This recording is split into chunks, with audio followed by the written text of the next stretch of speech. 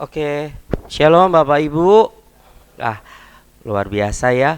Kita dibawa dalam penyembahan pagi hari ini dan saya dari depan melihat Bapak Ibu sangat antusias memuji dan menyembah Tuhan. Dari minggu ke minggu itu grafiknya naik gitu kan ya. Haleluya. Saya sangat sangat sukacita kalau melihat jemaat itu mereka mengangkat tangan, menyembah dari hati gitu kan. Kalau boleh ngomong tuh, kalau kita awal perintisan gereja di tempat ini, jemaat masih kalau diajak memuji Tuhan masih biasa-biasa aja ya. Tapi semakin berjalan bersama Tuhan, kita dibawa lebih dalam lagi. Boleh semangat, amin. Terima kasih. Segala kemuliaan hanya untuk Tuhan, Bapak Ibu. Ya, pagi hari ini saya akan kita akan sharing firman Tuhan. Saya beri tema, siapa prioritas dalam hidupmu. Ya, mungkin tema ini seringkali kita dengar ya Bapak Ibu ya. Seringkali kita mendengar prioritas gitu kan ya. Kalau ada di bank itu ada nasabah prioritas, ada nasabah preferred gitu kan ya. Prioritas itu berarti yang diutamakan. Siapa yang utama di dalam hidup Bapak Ibu? Ya, Bapak Ibu, siapa prioritas dalam hidupmu itu menentukan perjalanan Bapak Ibu, menentukan perjalanan hidup Bapak Ibu ke depannya. Yuk kita akan baca ayat yang mendasari firman Tuhan pagi hari ini. Mari kita buka di dalam Matius pasal 6 ayat 33. Boleh ya kita baca bersama-sama, 1, 2, 3. Tetapi carilah dahulu kerajaan Allah dan kebenarannya, maka semuanya itu akan ditambahkan kepadamu. Carilah dahulu kerajaan Allah dan kebenarannya. Kita menomorsatukan Tuhan. Jadikan Tuhan nomor satu, maka kamu gak akan pernah jadi yang terakhir. Ada amin? Coba, jadikan Tuhan nomor satu, maka kamu tidak akan pernah dijadikan yang terakhir. Amin.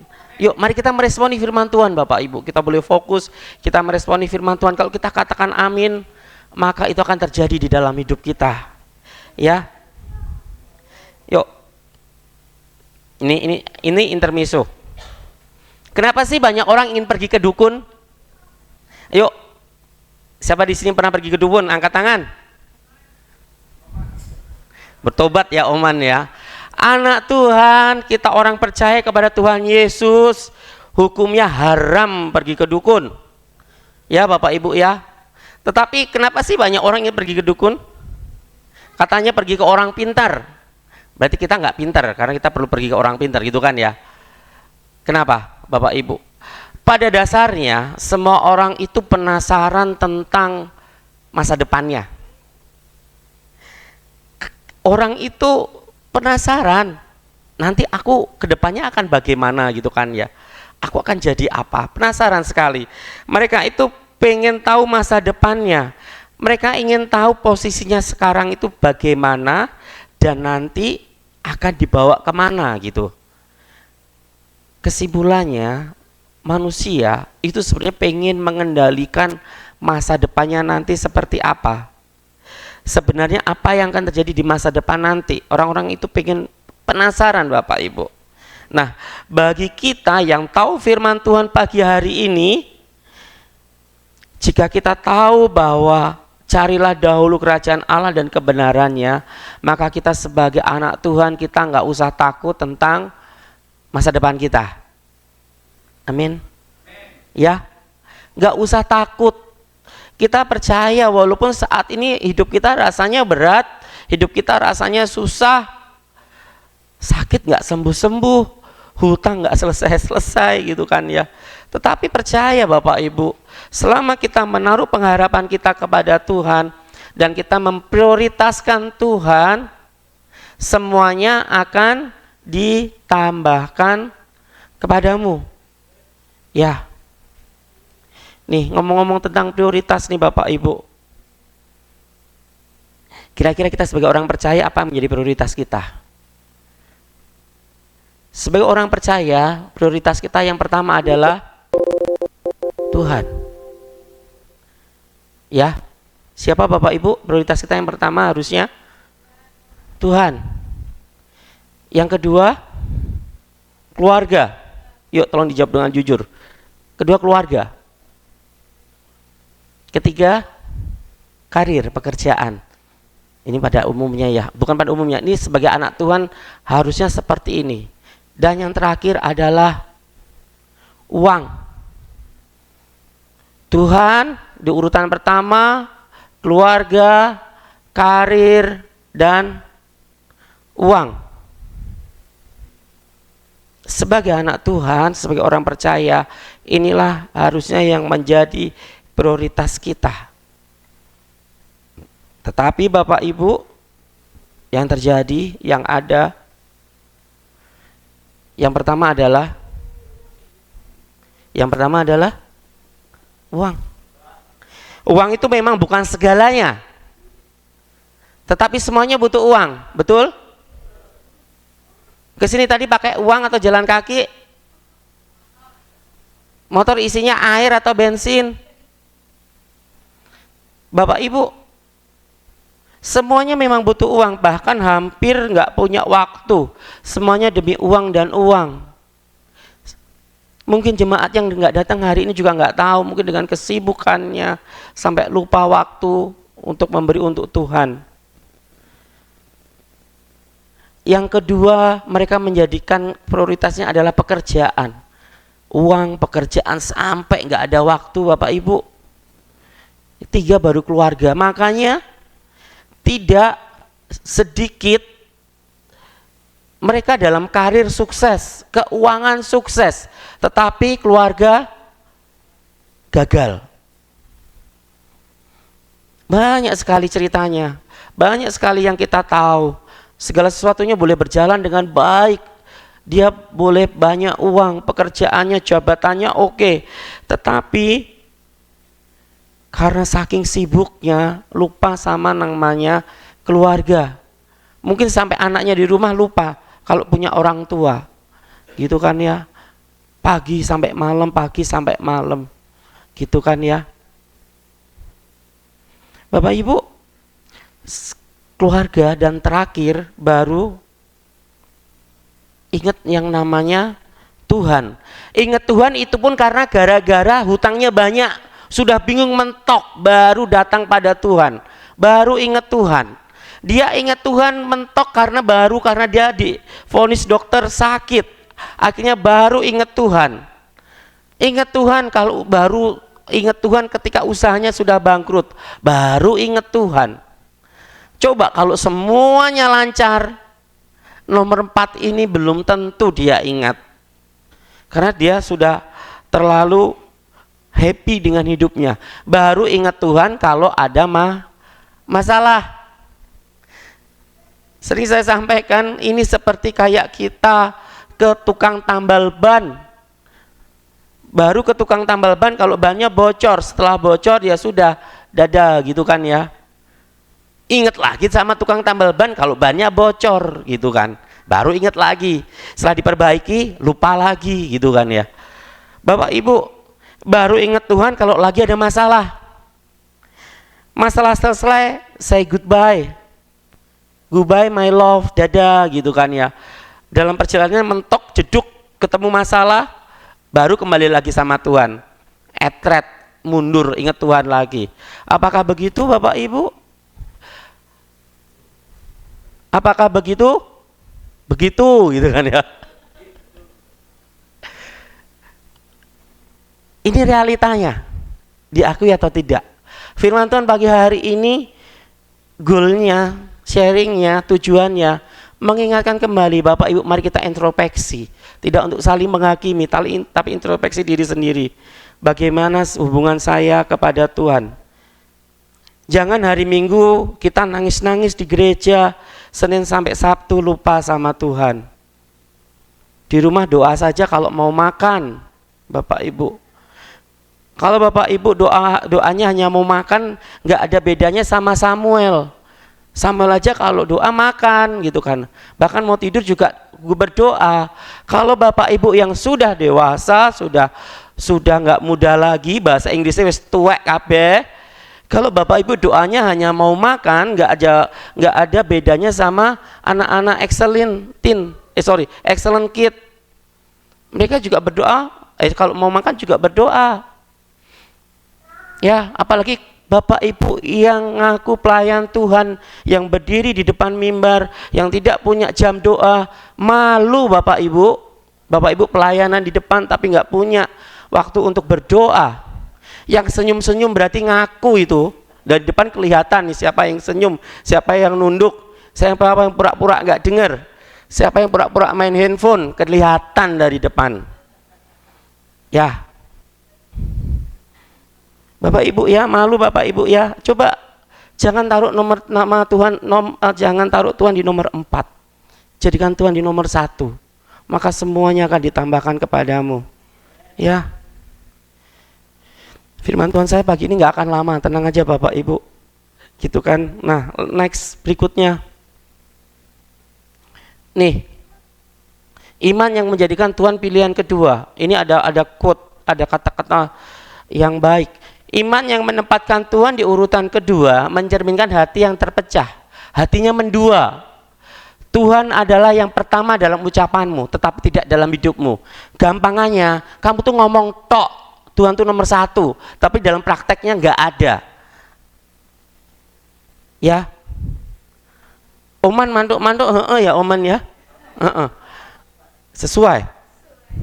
Oh jadi mulut tok. Opung tahu ya Opung bahasa Jawa ya? Oh tahu ya Opung juga. Jangan hanya di mulut saja, praktek. Gitu ya, praktek Bapak Ibu. Ojo ngomong tok Bapak Ibu. Nih.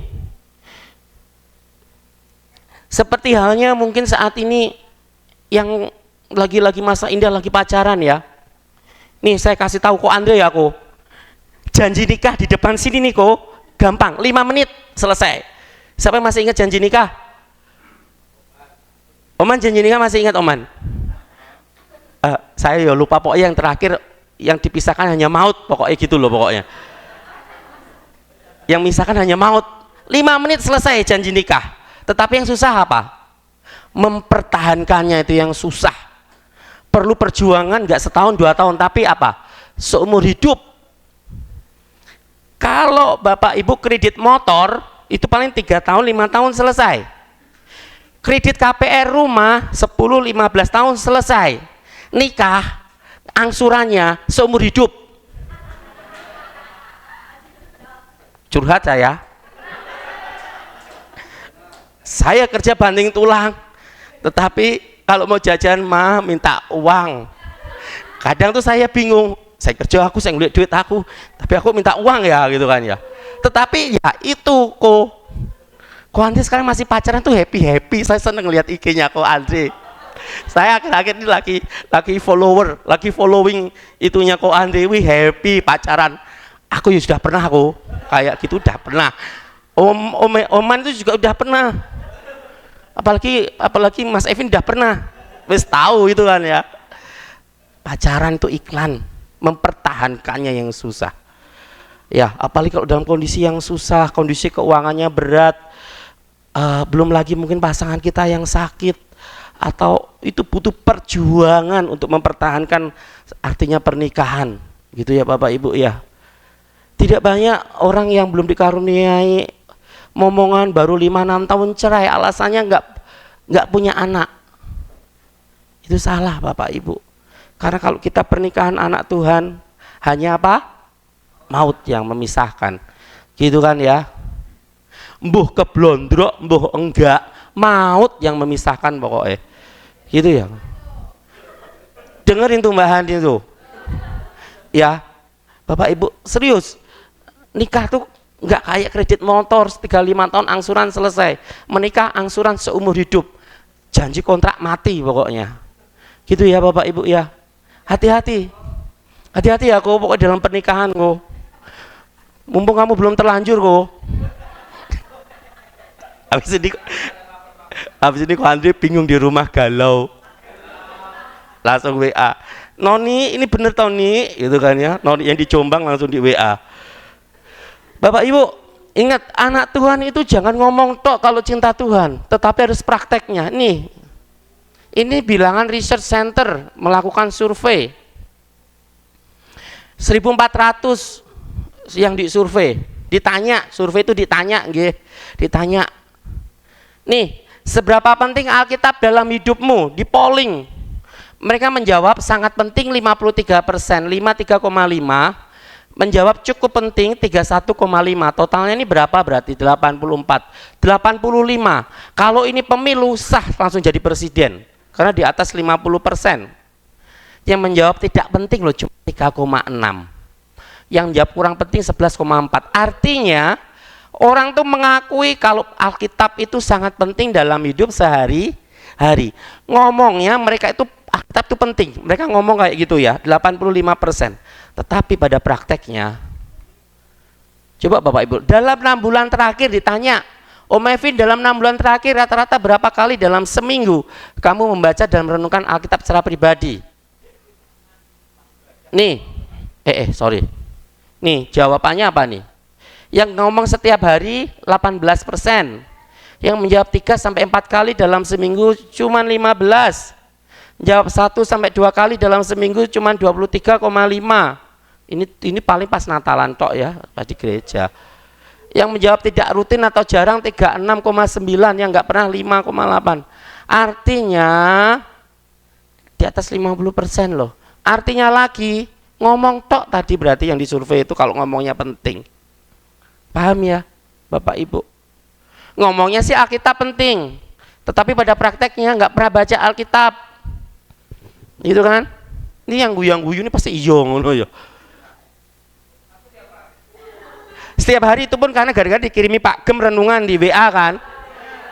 Tuh Pak Gem, anak buah tuh Pak Gem ngaku Pak Gem. Coba kalau nggak dikirimi, yo nggak pernah baca.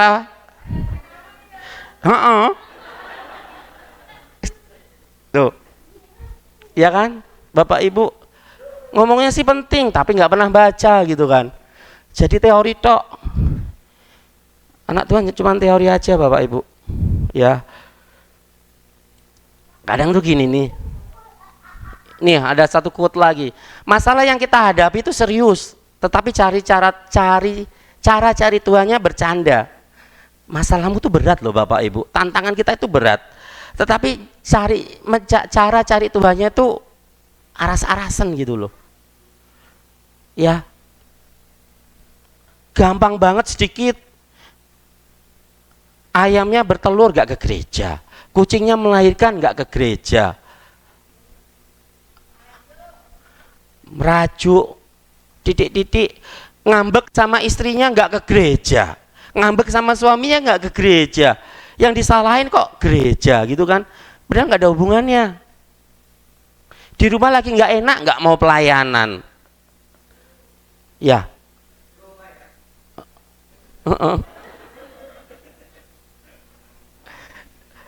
Prioritaskan dia, maka dia nggak akan pernah menempatkanmu di urutan terakhir. Prioritaskan Tuhan.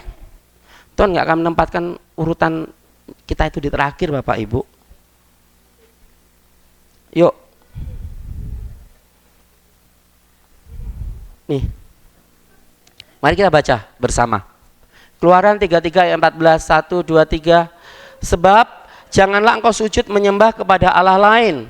Karena Tuhan yang namanya cemburuan adalah Allah yang cemburu. Bapak Ibu, Tuhan kita itu Tuhan yang cemburu Bapak Ibu. Dari seluruh kepercayaan yang ada di muka bumi ini, nggak ada yang menyebut Tuhannya itu Tuhan yang cemburu selain kita anak Tuhan, selain Tuhannya orang Kristen. Kenapa? Ini beda dengan cemburu-cemburu yang kayak kok Andre sama pacarnya, cemburu kayak Mbak Lia sama Mas Evin, beda ya. Ini cemburunya Tuhan itu cemburu yang seperti orang ayah melihat anaknya itu mungkin lebih akrab dengan teman-temannya gitu loh. Ya, cemburu yang kasih, benar-benar kasih dari hati gitu kan. Nah, Bapak Ibu, Tuhannya orang Kristen itu nggak mau berbagi tempat dengan yang lain. Karena Tuhan itu memberikan kasihnya kepada kita itu kasih yang eksklusif. Kasih yang spesial yang diberikan buat kita. Makanya dia nggak mau diganggu sama orang lain. Tuhan tuh pengennya tuh deket sama kita. Tuhan tuh pengennya akrab sama kita, deket sama kita. Kalau Bapak Ibu mungkin ada lagi ada masalah, ketemu dengan pergumulan, bukan berarti Tuhan itu nggak sayang sama kita, bukan berarti Tuhan tuh nggak mau deket sama kita. Bapak Ibulah yang nggak mau deket sama Tuhan, bukan Tuhannya yang nggak mau deket sama kita. Karena Tuhan itu pada dasarnya itu sangat kasih dengan kita. Tuhan itu sayang sama kita, pengennya deket sama kita. Dari 10 hukum Taurat, Bapak Ibu, hukum Taurat yang pertama apa? Masih ingat Bapak Ibu? Ketuhanan yang Maha Esa. Apa? Akulah Tuhan Allahmu, jangan ada padamu Allah lain. Bapak Ibu, kenapa nomor 1 itu yang Tuhan mau? Karena gini, kalau nomor 1 gagal, 2 sampai 10 itu pasti gagal. Berarti mengasihi Tuhan dengan segenap hati itu adalah kunci yang pertama. Ya. Kunci yang pertama, kita mengasihi Tuhan Allah kita. Karena Tuhan tahu kalau akar dari semua dosa itu ketika manusia nggak setia sama Tuhan atau berselingkuh dengan Allah lain, Bapak Ibu. Allah lain itu bukan berarti saudara itu pindah agama menyembah Tuhan yang lain. Enggak. Yuk, Allah lain itu segala sesuatu yang lebih kau hargai daripada Tuhan. Bapak Ibu ada di sini, tetapi Bapak Ibu menghargai yang lain lebih daripada Tuhan. Itu namanya juga enggak setia sama Tuhan. Allah lain itu bisa jadi pekerjaanmu, bisa jadi hartamu, bisa jadi karir, bisa jadi pelayananmu. Tidak benar-benar sepenuh hati melayani Tuhan, tetapi melayani tugas pelayanan di gereja hanya untuk mencari wow gitu, gitu kan ya.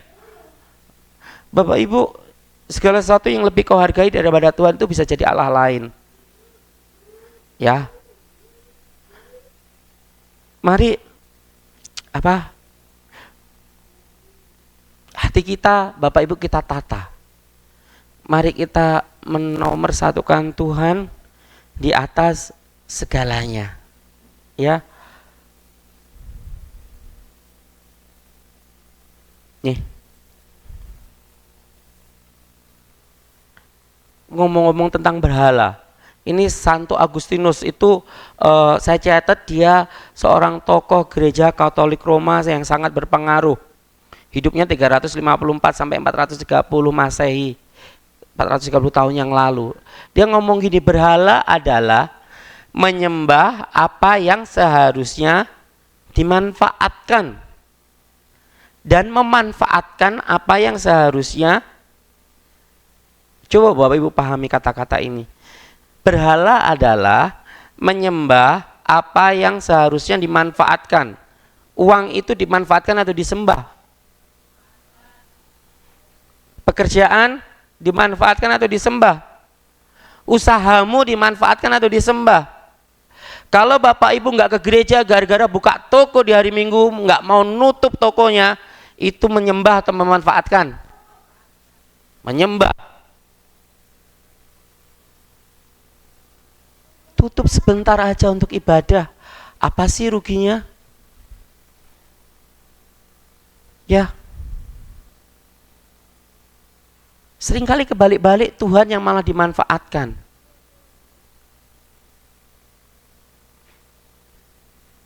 Ketika karena gaya hidup nggak bisa ngerem, akhirnya pakai Shopee Pay, nih contohnya nih. Pinjam sini untuk beli sesuatu, waktunya ini mau bayar, gali lagi, pinjam sana, nutup ini, gali lubang, tutup lubang, kecemplung sendiri. Sudah bingung mentok, akhirnya baru Tuhan tolong bantu saya bayar hutang. Bapak Ibu yang salah siapa? Bapak Ibu sendiri, gaya hidup Bapak Ibu sendiri. Tetapi yang disuruh bayar hutang siapa? Itu namanya memanfaatkan atau menyembah. Itu realita yang terjadi Bapak Ibu. itu jadi berhala dalam hidupmu. Berhala itu nggak hanya ngomong tentang dukun, menyembah patung, apalah ke kuburan untuk berdoa di kuburan, apalah. Enggak. Bapak Ibu lebih cinta usaha, lebih cinta uang daripada Tuhan. Itu namanya juga berhala. Ya. Coba yuk hari ini firman Tuhan supaya kita tahu apa prioritas dalam hidupmu.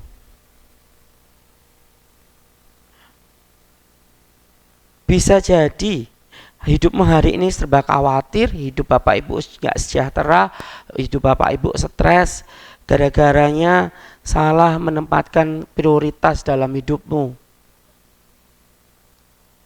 Ya, salah menempatkan posisinya tadi loh.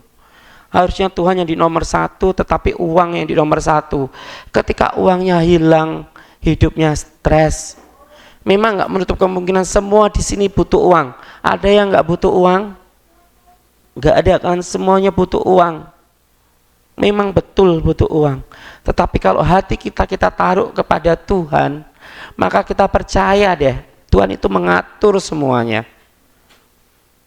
Segala sesuatunya, kenapa prioritasnya salah? Sebenarnya permasalahannya kalau ditarik garis benang merahnya, satu, dia nggak percaya sama Tuhan, nggak menaruh hidup sepenuhnya kepada Tuhan, makanya hatinya bingung, nggak sejahtera, Bapak Ibu. Ya, bingung. Ini saya karyawan kan, belum gajian, tetapi kapan hari mamanya saya udah laporan, Pak, gaji bulan depan itu nanti nggak cukup, apalagi ntar lagi mau retret, bayar ini bayar itu kebutuhan lain. Coba, gaji lo belum diterima, tapi sudah ngomong gajinya yang akan diterima nanti sudah nggak cukup. Apa yang terjadi? Ya wes dilakoni aja gitu kan ya, entah nanti gimana gitu kan. Tetapi nyatanya bisa kok gitu. Gak tahu, namanya Tuhan mengasih kita hikmat mengatur gimana gitu kan ya. Tiba-tiba dapat warisan 1M itu kan, siapa yang tahu? Ya Oman ya. Pak Gem Oman tuh dari kapan ini berdoa, Tuhan minta warisan 1M gitu kan. Udah bingung nanya-nanya di CM Niaga produk yang bunganya tinggi apa gitu kan. Sudah tanya, bener saya nggak bohong. Coba suruh ngitungin.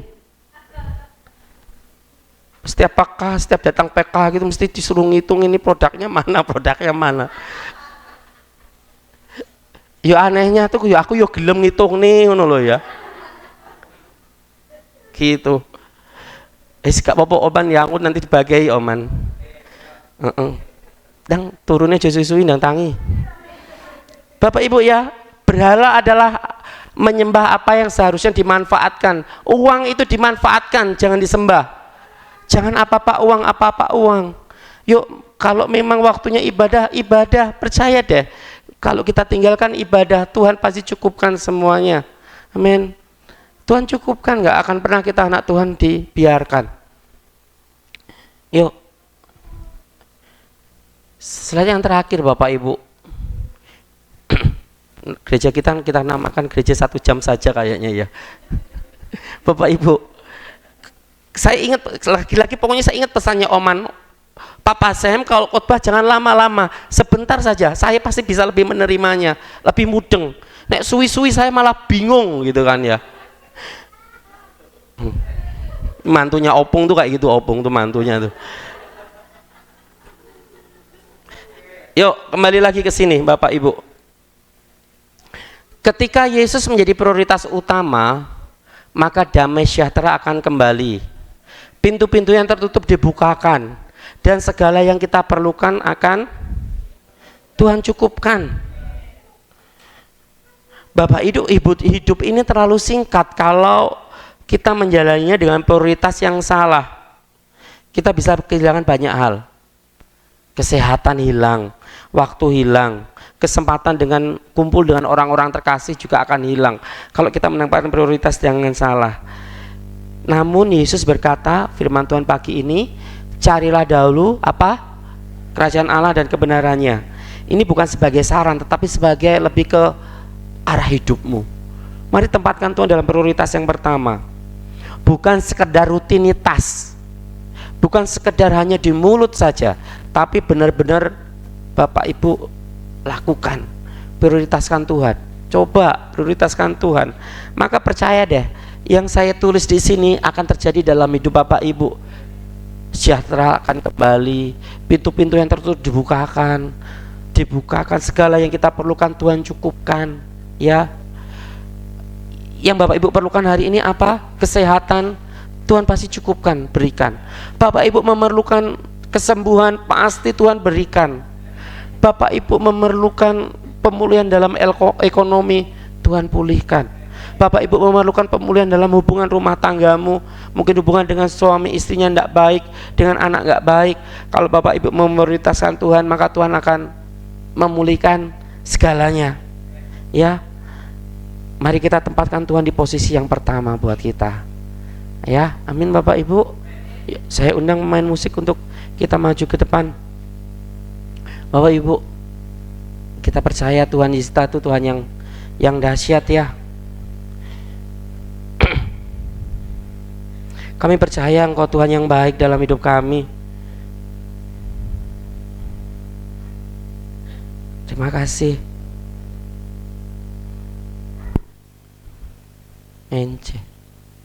Saat indah kita pujikan lagu yang pertama yang tadi dinaikkan oleh WL. Kami bersyukur padamu Tuhan.